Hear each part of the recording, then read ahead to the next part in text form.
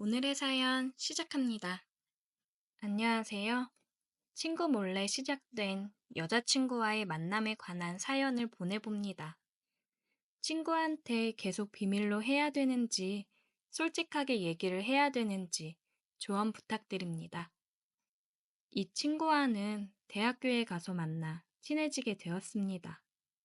서로 말도 잘 통하고 생각하는 가치관이나 취미 같은 게 비슷해서 금방 친해질 수 있었어요.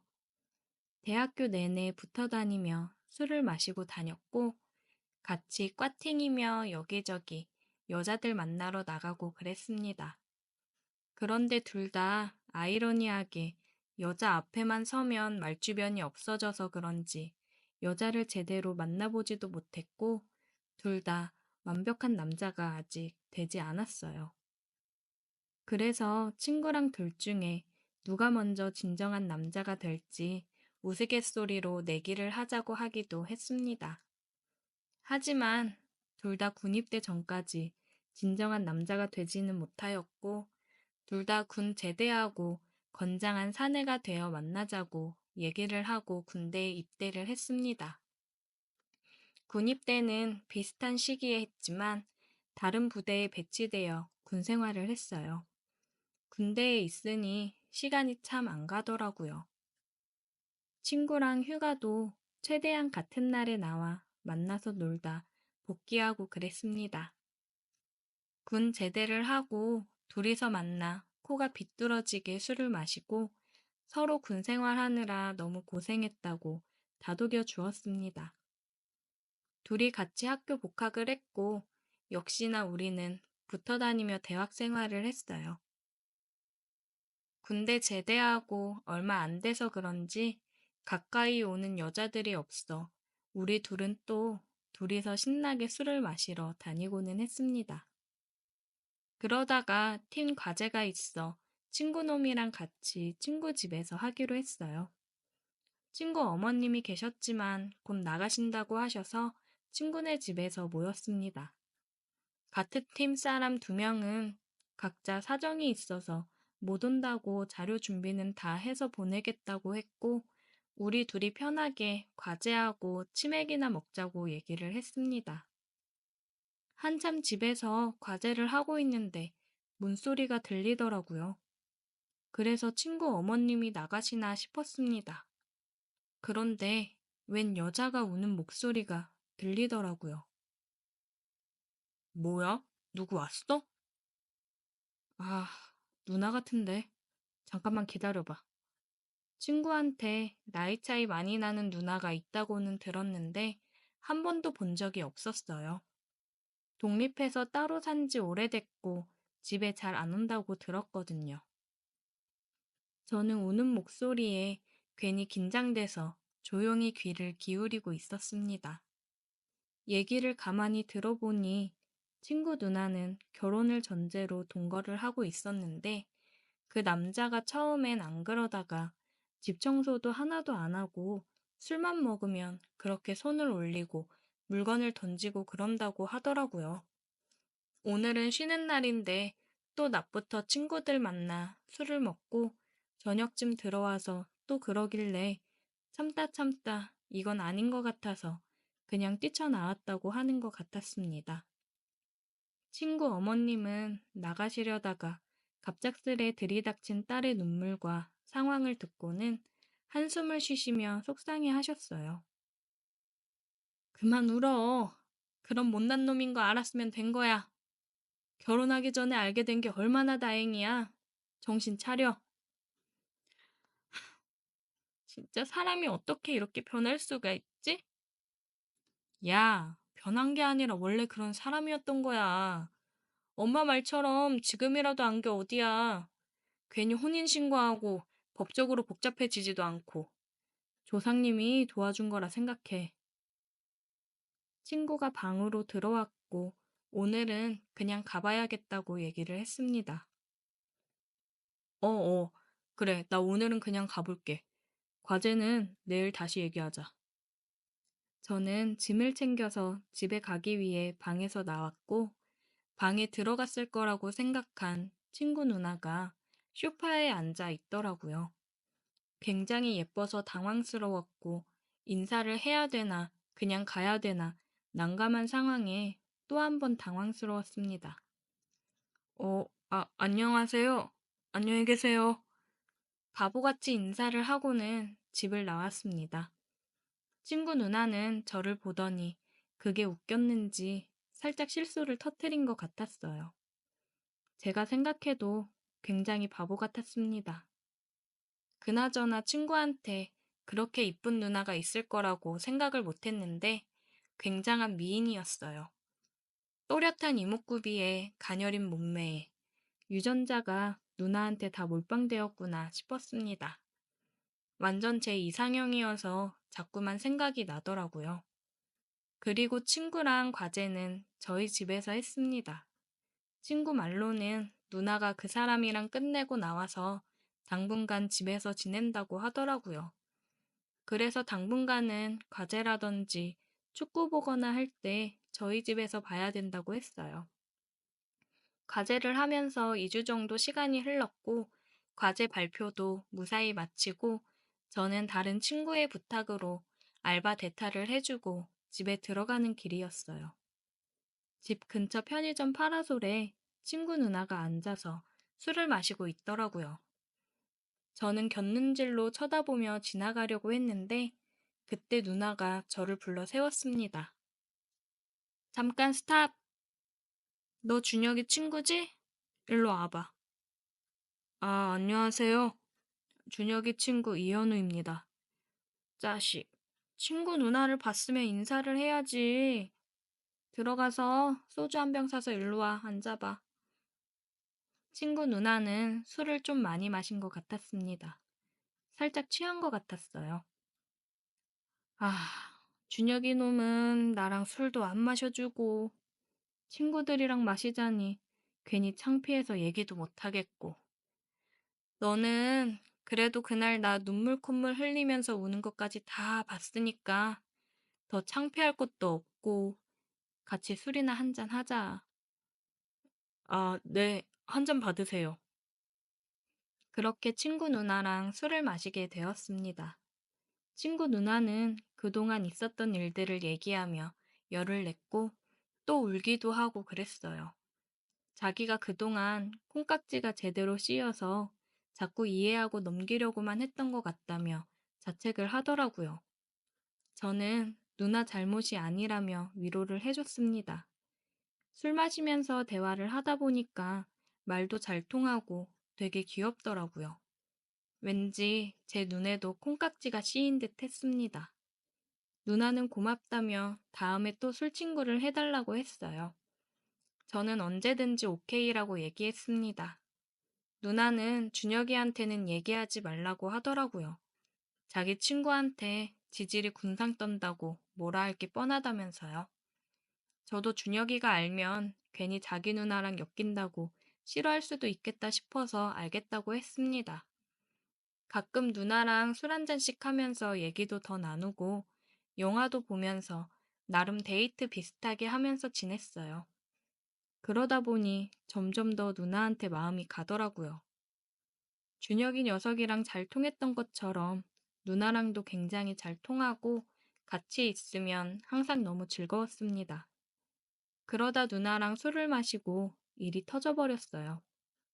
그날은 전 남자친구와 같이 살던 집 문제며 모든 걸 다 끝냈다고 이제야 속이 후련하다고 술 한 잔을 같이 하던 날이었습니다.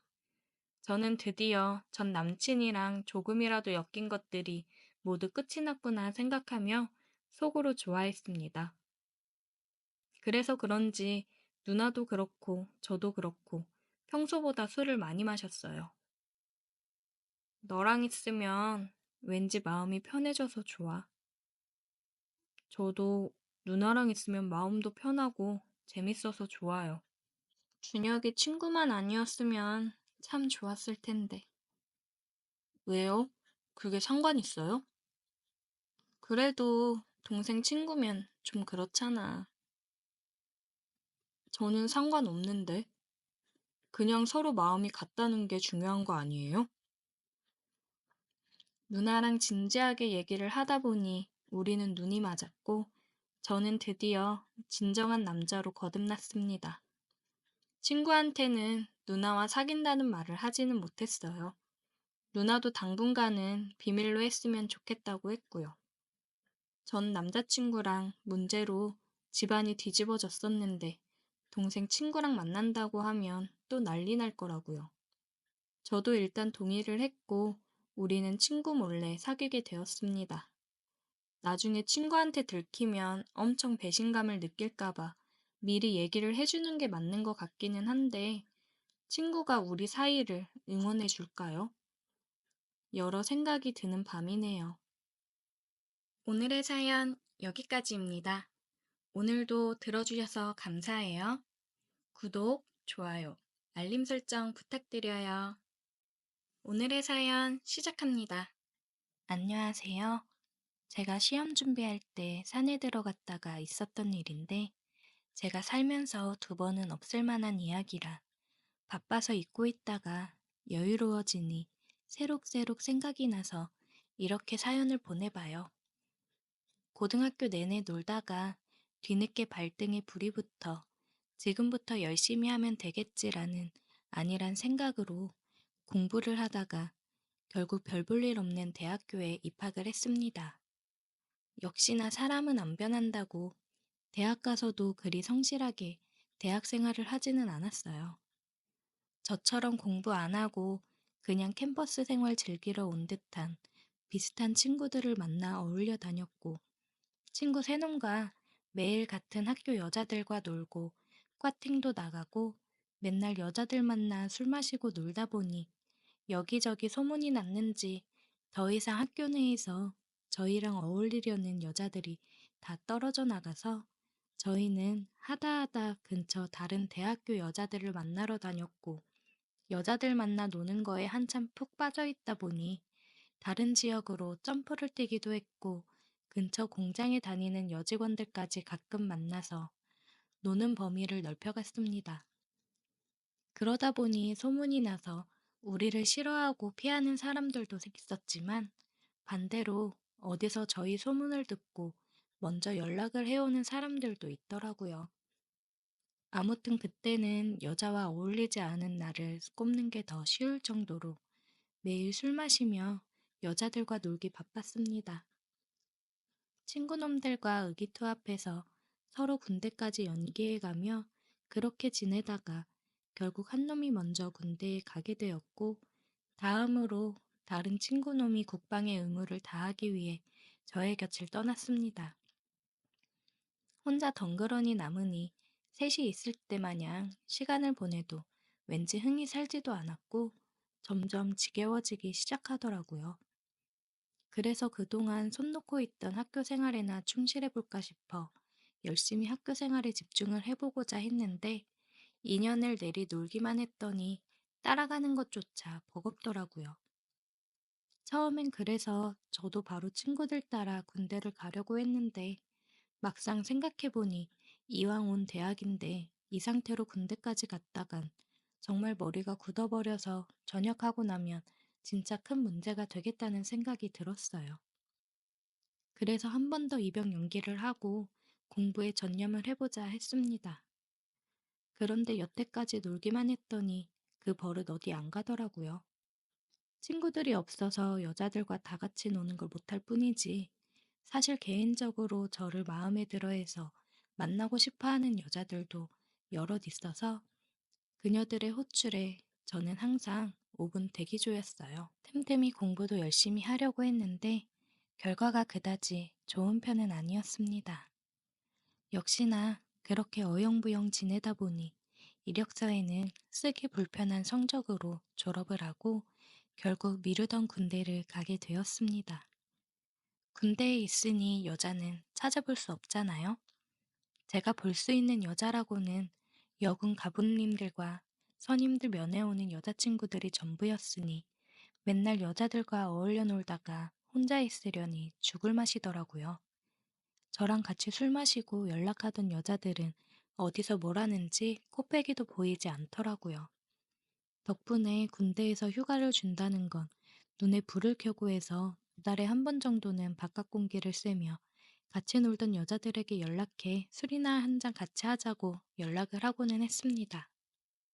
그렇게 저녁을 하고 오래 기다리던 친구들을 다시 만났는데 이 친구들은 군대에서 철이 들고 왔는지 세상의 번뇌를 버리고 남은 시간 학업에 온 힘을 쏟는 공부벌레가 되어 있었습니다. 마음 잡고 공부하는 친구들을 보니 저도 마음이 복잡해졌어요. 이 녀석들이 진짜 정신을 차렸나 싶어 장하기도 하고 한편으로는 예전처럼 아무 걱정 안 하고 함께 어울려 놀았던 그때가 그립기도 했습니다. 그리고 이럴 줄 알았으면 저도 이 친구들 군대 갔을 때 같이 갔다 오는 건데 후회를 해봤지만 이미 야속하게 지나버린 대학 생활과 잉크가 굳어버린 저의 성적표는 돌이킬 수 없었어요. 이름 있는 학교를 나온 것도 아니었고 그렇다고 제가 할 줄 아는 게 많아 스펙이 좋은 것도 아니라 전역하고 나와서 많이 방황을 했습니다. 전역 후 본가로 들어갔는데 군대 전역까지 했는데 계속 용돈을 받기도 눈치가 보였고 이제 어엿한 성인으로 저의 미래를 위해서라도 생계전선에 뛰어들어야 했지만 스펙이 좋지 않아서 그런지 저를 원하는 회사는 없었습니다. 그 와중에 더 노력할 생각은 안 하고 자격증 공부한답시고 학원을 등록해서 또 하라는 공부는 안 하고 같은 학원 다니는 여자들이랑 어울리기 시작했고 연애를 하기 위해 연락처를 받아내기에 혈안이 되어 있는 제가 있었습니다. 학원 간다고 아침부터 나가서 항상 술에 만취되어 새벽에 들어오니 잔소리 한 번 하지 않는 어머니가 보다 못해 저한테 한마디 하시더라고요. 석현아, 자꾸 그렇게 맘 못 잡고 술만 마시고 다닐 거면 기숙 학원이라도 끊어줄 테니까 공무원 준비라도 해보는 게 어떻겠니? 어머니는 제가 머리는 좋은데 노력을 안 해서 갈피를 못 잡는 거라고 계속해서 저를 믿으셨어요. 지금도 다들 공무원 하지만 그때도 공무원이 대세였습니다. 다시 한번 어머님의 도움을 받아 기숙학원에 들어가 공무원 시험을 준비하기로 했습니다. 기본적으로 기숙사 내에서 연애는 금지였고 아주 스파르타식으로 학생들을 가르쳐주는 학원이었습니다.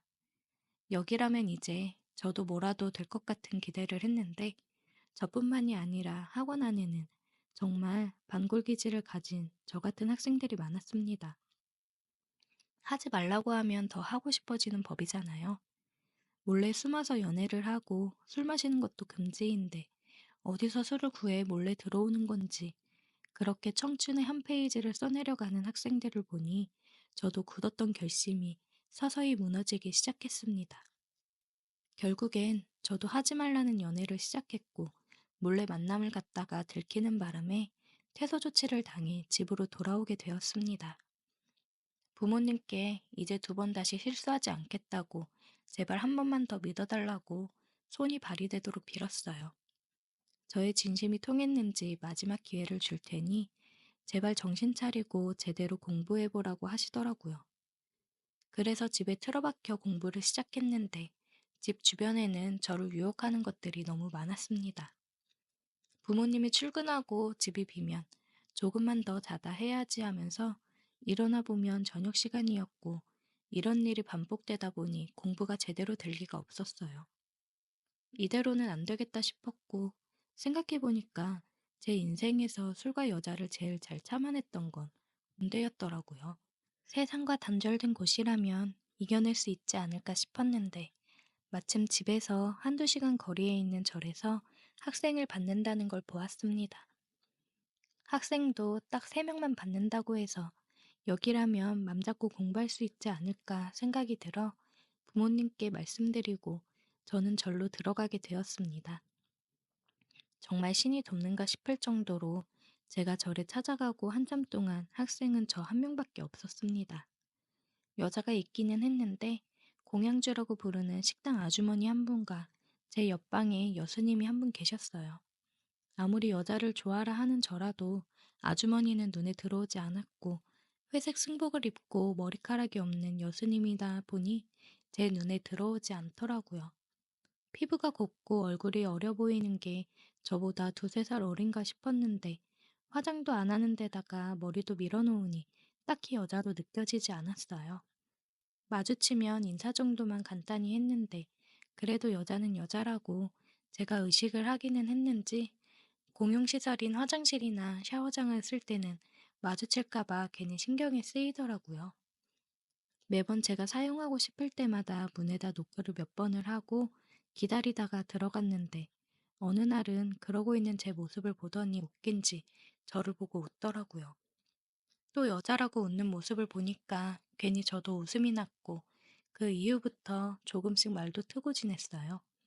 조금 내성적이긴 했지만 말은 잘 통했는데 대화를 나눠보니 절에 온 지는 1년 정도밖에 안 됐고 가정 환경 때문에 어려서부터 방황하다가 모든 게 다 싫고 의미가 없다고 생각이 들어 다 포기하고 절로 들어왔다고 하더라고요. 아버지가 재혼을 하면서 가족들에게 버림받고 여기저기 옮겨 다니며 살았다는 이야기를 하는데 우여곡절이 많았던 것 같아 제가 너무 속편히 살아왔나 싶은 생각도 들었습니다.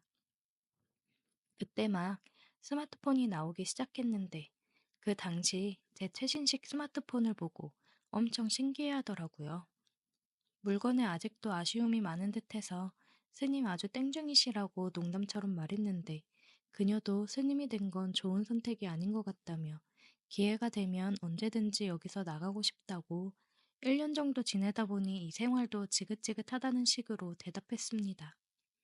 대화를 하다가 알게 돼서 놀랐는데 그녀는 저보다 나이가 3살이나 더 많은 20대 후반이었어요. 공기 좋은 곳에서 풀만 먹으면서 살아 건강해져서 얼굴도 젊어지나 생각이 들었습니다. 다행스럽게도 그렇게 대화를 나누고 해도 그냥 그녀가 안타깝네라는 생각만 들었지 전혀 여자라고 느껴지지 않았어요. 아무래도 보여지는 겉모습이 있으니 여자라고 와닿지가 않더라고요. 공기도 좋고 집중도 잘 되고 다른 학생들은 들어오지 않고 있으니 정말 공부하기엔 더할 나위 없었습니다. 그렇게 시간이 흐르고 12월 쌀쌀한 날씨에 초겨울이 되었습니다. 그날은 유난히도 아침 공기가 추워서 그런가 평소보다 일찍 일어났습니다. 밖에 나와 간단히 스트레칭도 하고 몸을 풀고 있는데 여스님 방문이 열리고 그녀가 나왔습니다. 스님들이 추울 때 쓰는 털모자 있잖아요. 그걸 쓰고 나왔는데 밀어놓은 머리가 가려진 데다가 찬 공기 때문에 양쪽 볼이 빨개져 있으니 그 모습이 마치 고향집에서 짝사랑하던 첫사랑 동네 누나 모습이랑 살짝 비슷해 보였어요. 그날부터 그동안 아무리 마주쳐도 별 생각 없었던 여스님이 자꾸 여자로 의식이 되고 아주 돌아버리겠더라고요. 스님이라 그런가 아니면 연상이라 그런가 사람 마음을 읽는 기술이 있었나 봅니다. 왠지 그날부터 더 친근하고 저와 가깝게 지내려는 것 같고 그 덕에 공부를 할 때면 자꾸 그녀의 얼굴이 아른거려서 집중을 할 수가 없었어요.